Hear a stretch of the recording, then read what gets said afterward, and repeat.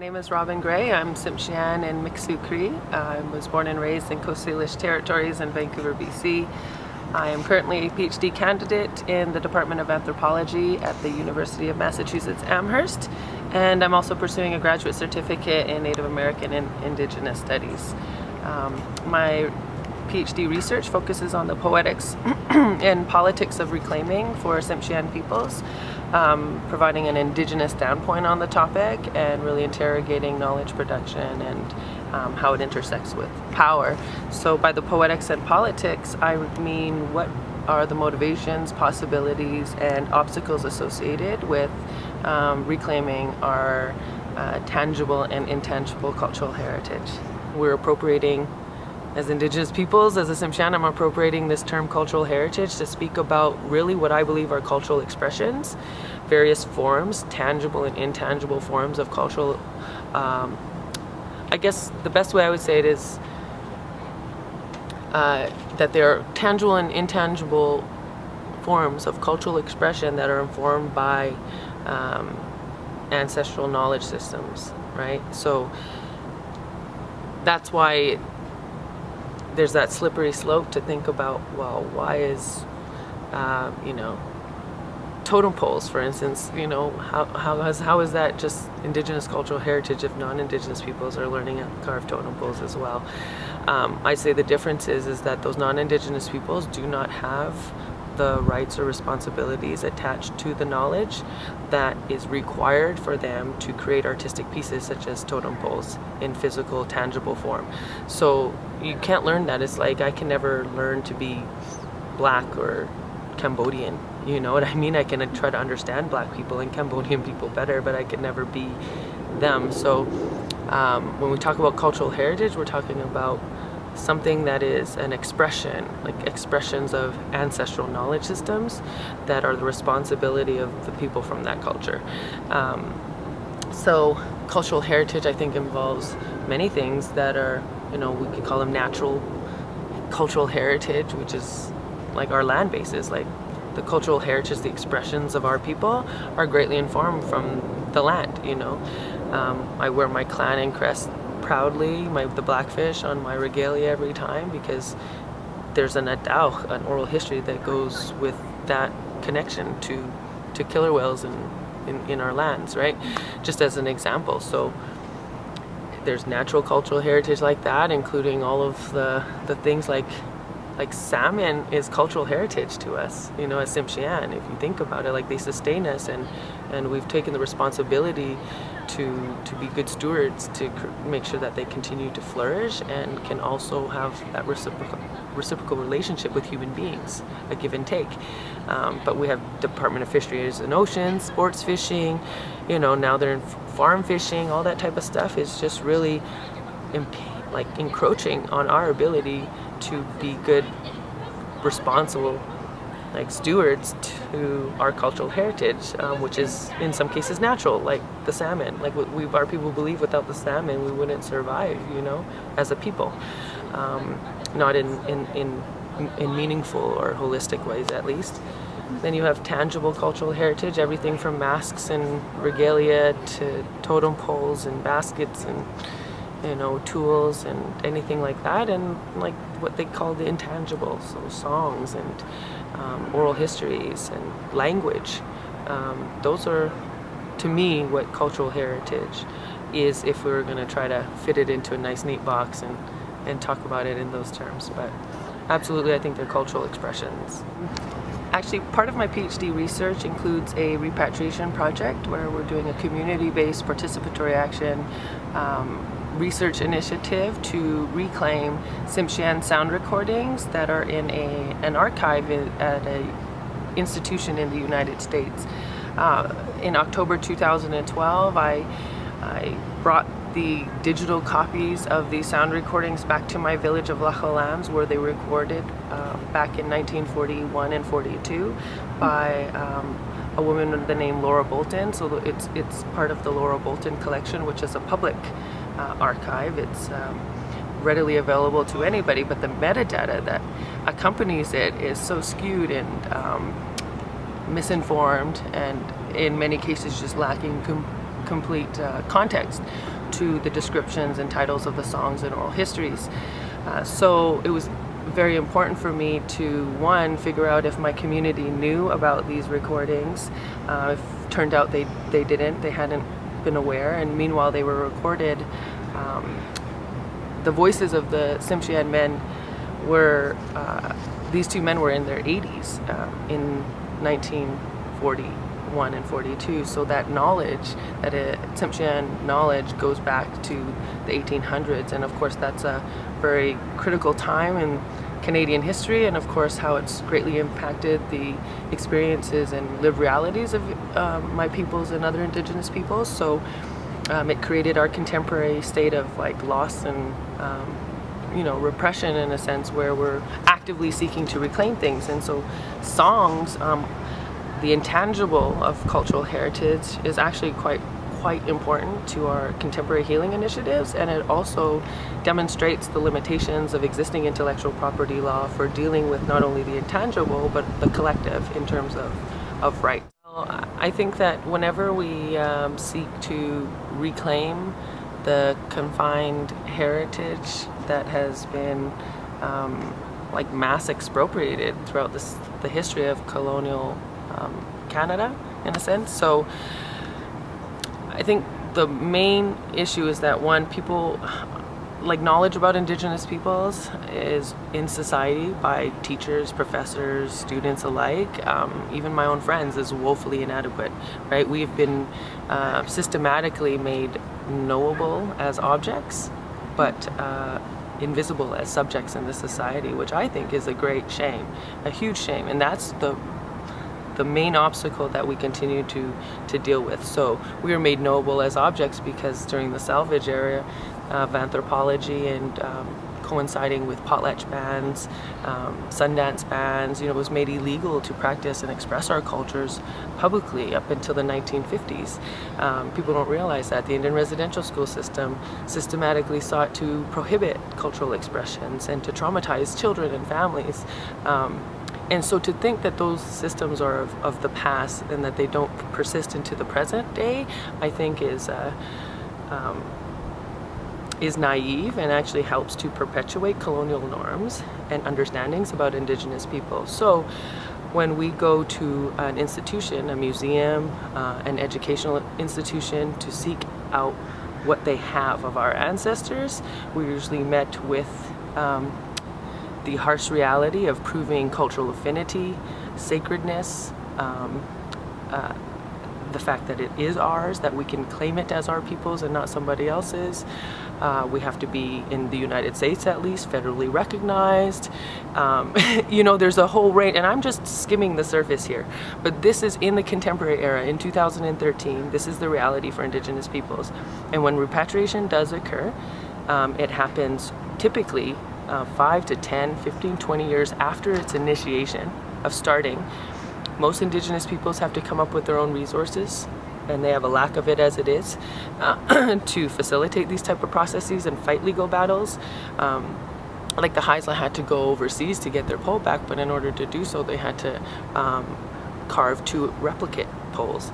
So if repatriation does occur, the colonial institutions that should not have said cultural heritage in the first place are still setting the terms of return, setting the terms of its use value, and setting the terms of its sacredness automatically, and so still assuming guardianship, even if they say, okay, you can have your cultural heritage back, like in the case of my family in Kwakwaka'wakw territory in Alert Bay with the Umista cultural gap. They had to create a museum to get their cultural treasures back. So again, if repatriation does occur, it's set by the terms of it are still being controlled by Western ways of knowing and being and doing, which are unfortunately intricately connected with colonial norms and logics about what people know about Indigenous peoples.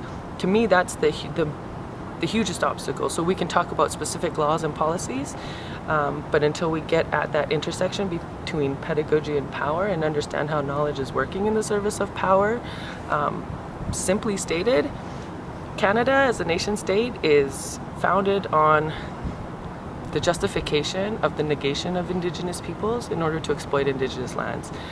Cultural heritage, things like intellectual property laws, are inextricably linked to those processes. And as indigenous peoples, and as a Tsimshian and Mique'l Cree, I can tell you that those legacies are still very alive and well today, and are what we're continuing to try to fight against, you know, to create space. And unfortunately, we have to then appropriate legal categories and identity markers, like certain terms. We have to fight for rights within certain parameters, which are antithetical to, you know, our quest for true sovereignty and recognition of our humanity. So I think that that's still a huge struggle that we have to contend with. So when we do have allies that recognize that, respect that, actively seek to dismantle those existing structures and discourse and stymie those colonial discourses, then we actually are in a position to create space that supports, you know, our people to reclaim our cultural heritage, which is rightfully ours in terms of not ownership, but in terms of responsibilities. All those regalias and things sitting in museums or not being used, like that, to me, is the weirdest thing. That stuff's supposed to be danced, it's supposed to be feasted, you know, all those things it's embodied cultural heritage. We have to move away from thinking about cultural heritage as simply objects to living beings in many sense for our peoples. So I think ownership is a very much a Western construct. In a lot of our languages, we don't have words for ownership, and I think the closest translation that we can come up to with words that are fitting and or relatable to the concept of ownership is responsibility. I think there's a huge difference between responsibility in the indigenous sort of epistemological sense versus ownership in the like individualistic Western sense. So that's where I see the most tension between understandings of cultural heritage and issues of access and control. I think that when people feel that they own someone else's culture, we're already beginning with a huge problematic, and something that must be dealt with before we can even get into the debates about who owns rights and responsibilities to certain aspects of a people's cultural heritage or not. So I think there's some serious epistemological reasoning that has to take place first before we can even talk about ownership in a way that values indigenous ways of knowing, being, and doing, which are obviously for our people informed by our laws, our ways of going about being human, you know, in our society and with other societies. I don't think things are as black and white. I think we want to obviously avoid those binaries, right? Like those stark binaries. Like Martin Nakata talks about, you know, exploring these issues at the cultural interface so that we understand that indigenous ways of knowing sometimes intersect, overlap, disagree, you know, are in contention or supporting Western knowledge systems as well. So, but I think that you make a very good point about the fact that this individualist trope really permeates this idea of ownership, so that any one of us, right, can say, no, that's mine, that's my intellectual property, I have rights to say what I want to do with it, you know, it's alienable, right? Like we're able to say what we want to do with it for our own purposes, and I think it's absolutely attached to capitalism. So it's a profit-based approach, whereas responsibilities really is attached to collective rights that are informed by indigenous knowledge systems and laws, which dictate like the level of responsibility you have to something, and therefore what claim you can have to it. Not necessarily your claim to ownership, but your claim to it, to to ensure that its vitality is maintained, that it perpetuates our knowledge systems, that it persists into the present and future eras, so that our young ones can know what it means to be Tsimshian. Now, so that's a very different idea than an individualistic approach to ownership, where it says has nothing to do with the collective. It has absolutely everything to do with your right to profit. And I think that's a huge disconnect between Indigenous and Western ways of knowing and being and doing, but there's definitely space there for I think, especially through this project with IPinCH and some of the people involved with the project who are making serious moves in law and policy, creating dialogues around these issues to open up space for other ways, other knowledges for understanding how to deal with issues such as repatriation or access and control, or representation and interpretation, knowledge and power, all those things. I think IPinCH is it's a huge, it has plenty of resources because it was, won this great grant and over a few years, and I think that IPinCH does a great job. The steering committee, I can say from my experiences there and witnessing how the process goes, that they're doing a good job of trying to allocate its resources, like spreading the wealth, as they say. I think that's also another politics of research. Like, researchers go out and do these projects with people, and they get like lots of money. They win grants to support their livelihood as well to support their research, and then they get careers off of it, and yada da da da da. But then all the while forgetting about those community members who were integral to their knowledge acquisition and therefore production. So what I see IPinCH doing is with actually prioritizing community-based initiatives and collaborating with communities, is spreading the wealth, spreading those resources around to say that you can see us as a resource to support you in your efforts, because the politics of reclamation include that you have limited funds to pursue your goals, right, against institutions who certainly have much more resources to fight against us to create those custody battles in the first place. So resources are huge, right, in these fights.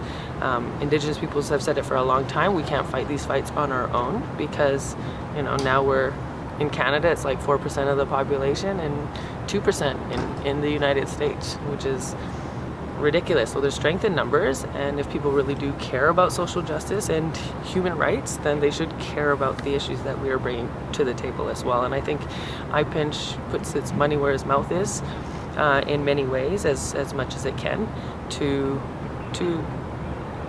make sure that other people are supported, other communities are supported, and that it's a reciprocal relationship.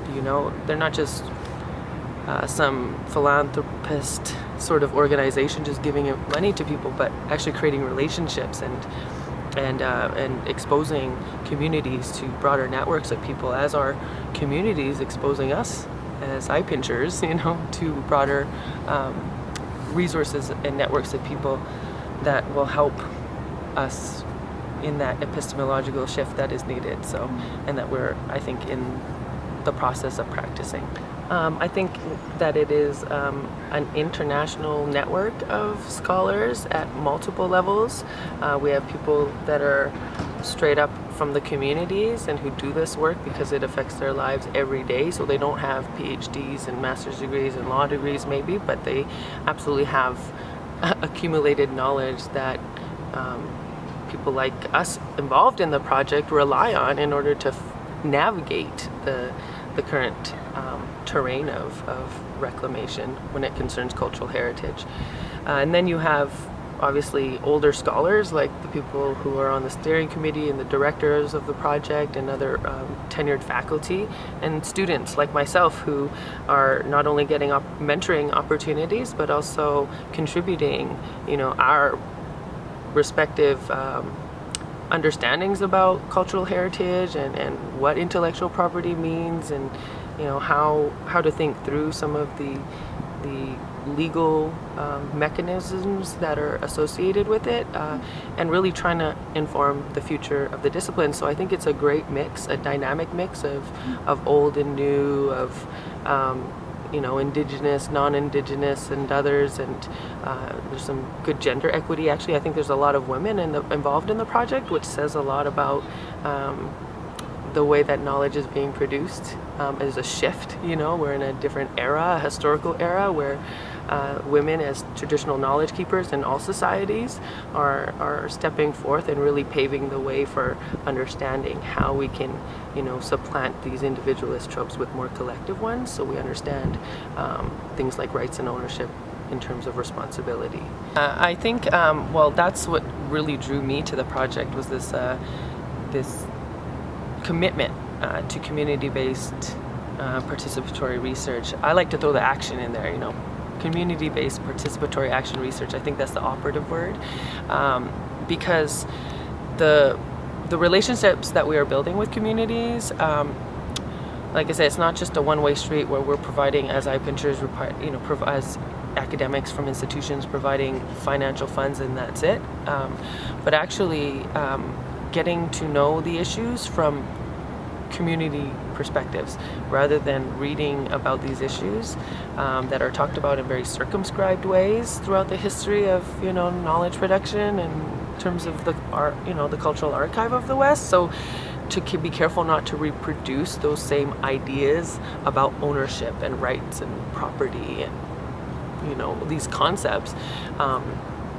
One, it helps us to not think of things simply in property frameworks, right? If we talk to and include Indigenous peoples at the table to talk about things, not just as informants or subjects, but as co-authors, as research partners, then we really get to, I hate to use the term, but tap into knowledge and experience and expertise that has historically been avoided, right? Because it has been negated as not as useful or as valid.